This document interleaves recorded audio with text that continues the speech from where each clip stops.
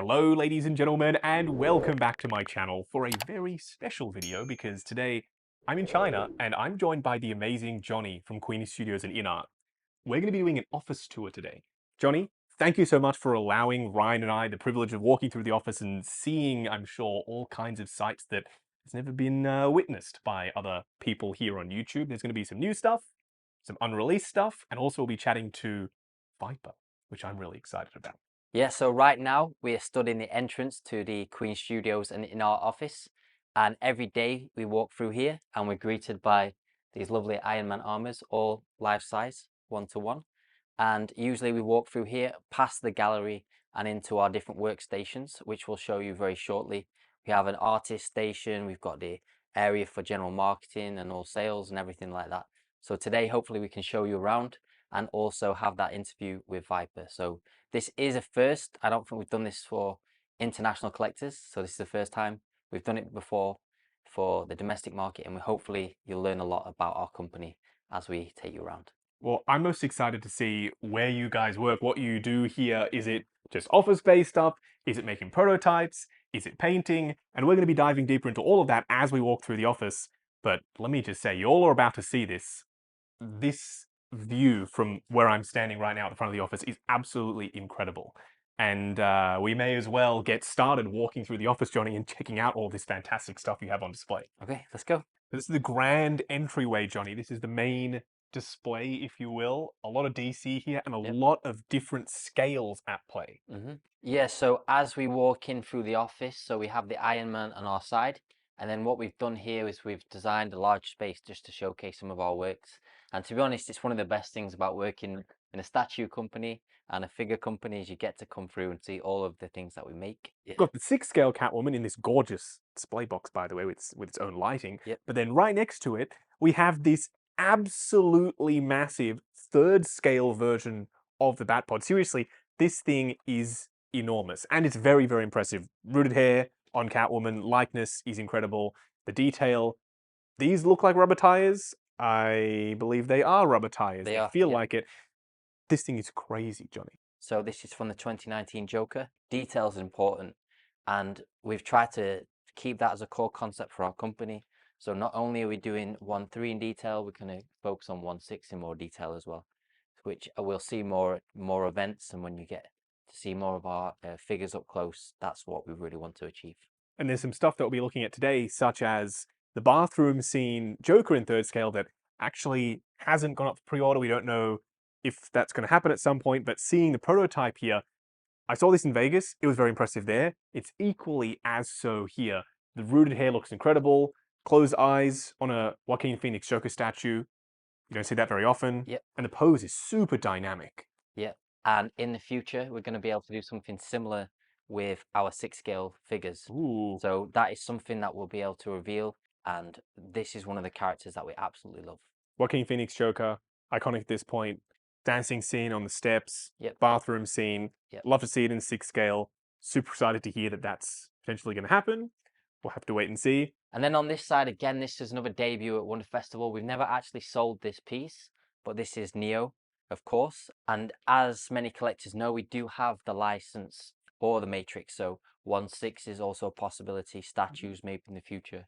But Neo, of course, one of our favorites. And even down to the detail in here, the words from... The little Matrix numbers, the code. The code, so that's something that maybe we could replicate in 1.6 scale, something we're interested in. And again, comic-based pieces like this, never been released. However, this is something we'd also be considering in different scales. 1.6, again, that's something people are asking us about. I love seeing these two pieces side by side. I owned the 3rd scale version of this Joker, Heath Ledger, without the full Joker makeup on. But you can see it is definitely Heath Joker, even shrinking that sculpt down to 1.6 scale.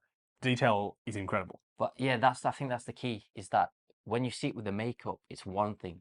When you see it out, you see a different part of the character. So that's why we focused on. This is the life-size Joaquin Phoenix Joker bust. And if you notice, there's a signature. So this is signed by Todd Phillips. In 2020, we showcased this. It went pretty much viral online. Todd Phillips sent us a DM and said, absolutely love this. So we sent him a bust, and luckily he was able to send us back a few jackets for our artists. signed, and we proudly display that. And then I think as we move on, I think this is something that Lord of the Rings fans will love. Not everyone can squeeze this bad boy in the collection, but this is the Balrog. It's So, huge. yeah. I can't get over how imposing this thing is standing next to it in person, especially with that light up. The dripping lava down the front, awesome. Yeah, and this piece also can be wall mounted as well. So this is No. the base version. So the version that you can just display on the ground. And then we've also, we can have a team come round and we can mount it on a wall. So it looks like the Balrog is bursting through your maybe living room. I don't know where people are putting it. Wherever the hell you put this Wherever thing. they put it, some people have got an absolutely awesome display. Walking down this side of the office, so that was the DC side, and also a couple of other random bits and pieces, Alien and Matrix 2 Neo. Yep. A lot of Marvel here, but also just a freaking huge T-Rex. This thing is massive. Yep, it's pretty big. The character was like, yeah, it's pretty big. This thing is huge. Like, seriously, it's full of detail as well. Yeah. Like, there's gashes down the side of the face. The mouth looks wet and glossy. The drip, resin, yep. it's just dripping. It literally looks like saliva dripping off the teeth. And also on the back as well, looks like someone's clawed at the battle damage in his tiny little. One of the T-Rex raptors, hands. perhaps, has been slashing. As if you're a kid and you could start to do something, you want to dream big Of and course. try those things. So Of now and course. again, we've tried to make pieces that, what does our 8-year-old us want to do? 8-year-old Johnny Yeah, wanted to see a massive T-Rex, and bam, exactly. there it is. So, well, not just me, the team, but Of course. that's one of the parts that we're trying to live the dream essentially. So that's what we're doing It here. is very impressive, Yeah. seriously. I know we've been joking around, but that thing is incredible. Yep. Then we've got a little Transformers section here, well, not so little. A huge Optimus Prime bust. Yep. Dark of the Moon Bumblebee. But this masterpiece, I said to you earlier that the pictures I don't think did it justice. Yep. The way that people have been photographing it looks a little bit busy. I can promise you, in person, these two are very distinct in the way they're painted. They're very different colors. Yep. They're very dynamic. It's tall. I just can't get all over the this. mechanical components, it's all there, all the details are there. This is a sleeper, I think. A lot of people are going to look back on this in a few years' time, and I think they're going to be thinking, wow, that's a piece that I should have picked up. If you get a chance to see this thing and you're a Transformers fan, I love it. Well, I think even if you don't like the movie, I think there's parts of this you can appreciate. It's just the two classic characters going head to head. Absolutely. I think as a statue, as a standalone piece, you don't really need to have it paired with anything else. It just looks fantastic. But So, next to these two, yep, it also works. yeah, also looks cool. I think Transformers line is something we want to explore further in the future as well. Big fans. Oh, I can't of wait to that see it. franchise. This part of the office, Johnny, Yep. we're going a little bit deeper in now. This is where your team does the tinkering, the painting, the mold making, Yep. the market research, looking at figures from other companies perhaps. So taking the best parts of what's out there and also innovating and doing your own thing. Yep. That's where all of that magic happens. Yep. In this place right here. Yeah, so around here, there's everyone's different workspace. So we've got lots of materials laying around, prototypes, that kind of thing. So this is where the team work on just different things that they're working on right now, developing, trying new things. This is where they'll play around, and that's a really important part of the development process. And then as we move deeper in, you'll see that there's more screens and more pads. So this is where they'll be doing the 3D modeling and sculpting. Yeah, 3D modeling and sculpting. It's a little bit messy, but as a great man once said, if you're not messy, then you're not doing anything. Everyone's together. We get a lot of questions about INART, particularly how involved, how much do they know about 6 scale. So Queen Studios is deeper into the office, INART is here, and those teams are really tight group of people, absolutely love figures and just always tinkering, playing around and working on new things. And yeah, this is where the magic happens. The magic happens, and we're about to go and speak to Viper. Yep. So let's just head right on in there. Yeah. We'll have a chat to the man himself, Viper, the man behind INART. Yep, let's do it. Let's go. So now we've moved into Viper's office, and there's a lot of stuff in here that we can't show you, but I'm really excited to see in the future. But most importantly, we're joined by the man himself, Viper. Thank you so much for letting us into your workspace and for taking the time to talk to us about some of the innovations you all are working on, and also a little bit of backstory and history around why you got into making 1/6 scale figures, which is my first question. When and why did you decide this scale, this is what I want to do, these are the types of figures that I want to make? 大约在2017年的时候，我第一次从网上接触到1:6可动人偶，然后我觉得哇，还有这么精致的玩具，它有非常还原电影的布料的质感，然后还有非常棒的手法去还原我喜欢的电影角色的一个面部特征，然后我就发现，我就深深爱上它了，我就开始想说尝试制作一款属于我自己的可动人偶。So, with your background working with very fine materials and shrinking everything down to 6 scale, that would lead you on to innovations like using magnets and making sure that there aren't any visible crotch grabbers and waist clamps. So, is that going to be a focus going forward, making the figures as realistic as possible compared to what everyone else is doing? 还原电影里面的每一个细节，肯定是 INART 最重要的呀，需要做的最重要的一件事情，当然也是我花最多心思和精力去做的。但我同样的，我相信所有做1:6的领域的可动人偶公司，肯定也是把它当做最重要的事情去对待的。Aside from that, because like you said, everyone wants to make figures as realistic as possible, there are other things that cause collectors problems, such as flaking with pleather, companies not using real materials, like we already discussed, the crotch grabbers and whatnot being visible. It's the small little things that all add up to making the figures great, essentially. I know that sounds corny, but that's exactly the question that I'm sure some people would have on their mind. What else are y'all doing to make sure that these figures are truly next level? 除了还原电影中角色的面部特征，还有包括他的一些服装的一些版型之外，我觉得我们也尝试用各种综合的材料来还原，该电影角色的一些武器配件，比如说我们小丑用了金属的冲锋枪，然后可能更还原的纸质的一个扑克牌，然后包括我们可以看到它的首次尝试用磁吸的这个结构来取消关于人偶的这个支架问题，包括头雕的磁吸的结构。还有一点就是，我觉得 INART 相对于其他品牌不同的是，我们是一个比较注重设计感的一个公司，然后我们会注入更多，我们觉得会比较新颖的设计元素进入到我们的宣发物料，包括我们的产品的包装设计上。相信大家已经有感受到我们的诚意了。I want to talk about community feedback because community feedback is very important to you guys, I understand. You address it, you make changes, and a lot of people asked about the magnets because I love the magnets and they work really well for me, but they're also directly in the center of the base. This is your first release, Joker. Is it potentially possible to explore different solutions based on feedback, not necessarily ditching the idea altogether because I think it's quite good, but maybe having more than just magnets in the middle or being able to open it up, move the magnets, making the whole top plate magnetic. There are other examples out there of other companies trying different things. So, based on feedback, are there changes like that that maybe you could look at changing and doing in the future? 对，我们也收到了很多国内或国外的一些玩家的反馈，然后我觉得这是一个非常非常酷的一个提议。我们也在尝试想说，未来能不能在地台上这些磁铁的结构，它可以随着人物进行移动。那对，我希望看看我们下一款产品有没有可能吧，我们正在尝试去做出这个突破。So for certain characters like Joker, who has a completely wired 嗯。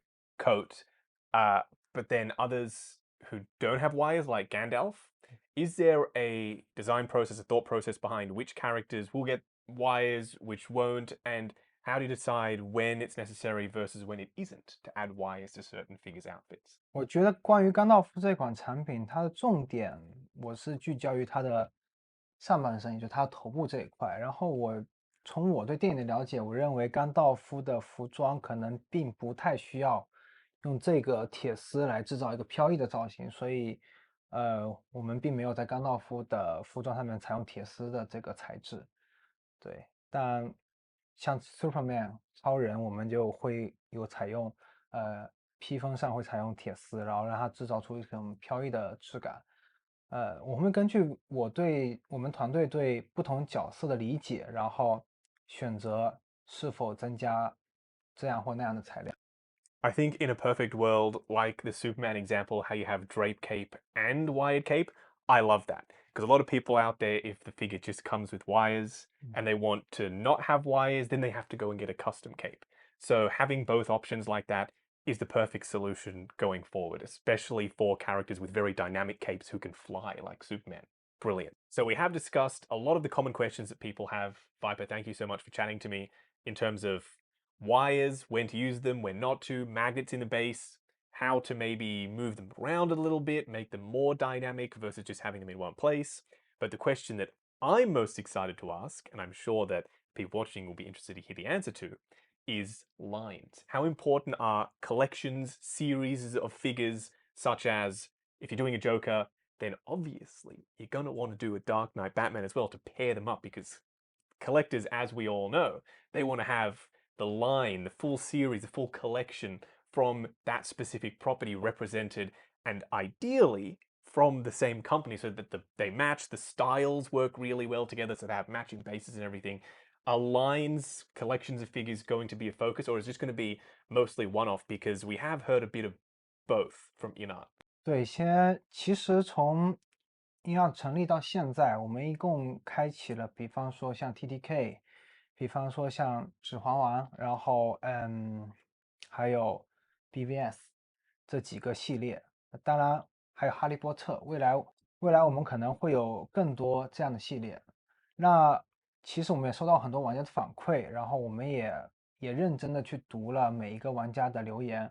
当然我们会按照每个系列继续往下做，就是不会说我只做了 Joker 以后，然后我不做 Batman，不做Catwoman，不做贝尔或贝恩，对，我们会继续往下做的，然后尽量让这个整个电影的系列更加的完整，然后给大家带来更多更棒的一些系列性的作品。We want to fill out our displays. We're quite greedy like that, us collectors. We want to have multiple figures from the same movie, potentially even multiple outfits for the same character, just so that we can have that consistent look. We can tell a story, and lines will help us do that. So community feedback, keep commenting, keep letting the folks at INART know what you guys want to see, because some of the stuff that they're working on, this is just a very early example of their Superman.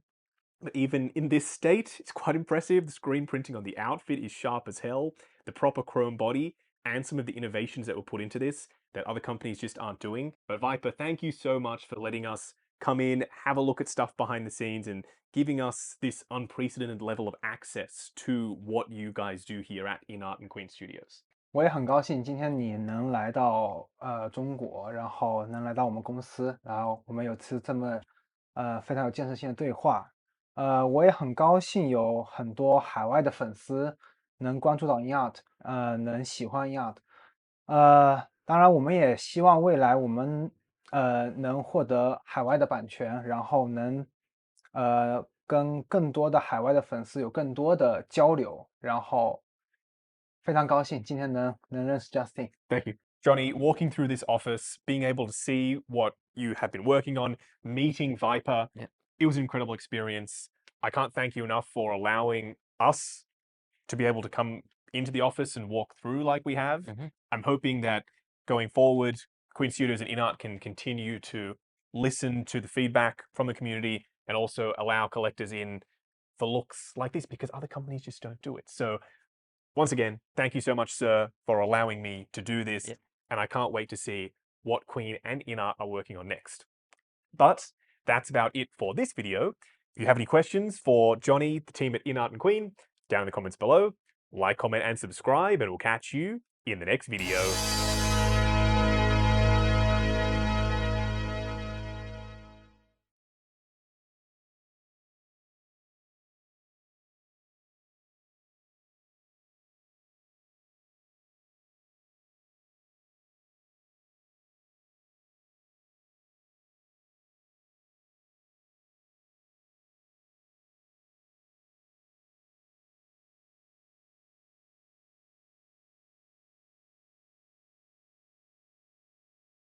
Hello ladies and gentlemen, and welcome back to my channel for a very special video because